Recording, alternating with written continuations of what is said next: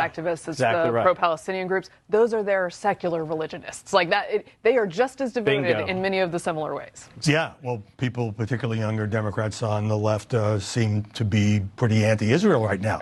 Yeah. But media opponents of Trump say that he is trying to turn this into a Christian nation. Is that a real concern, or is it just anti-Trump animus?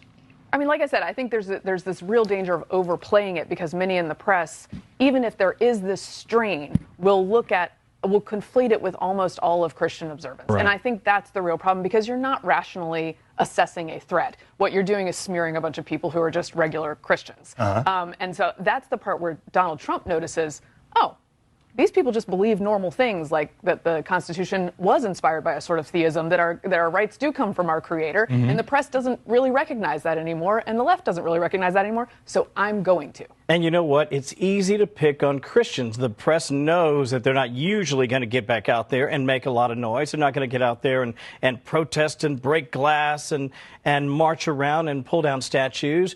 They have been the picked-on group in this country by the left for a long, long time, and I think the president picked up on that in 2016. He's continued to sort of play that hand again early in the year, get them fired up, and I think that's what's happening again.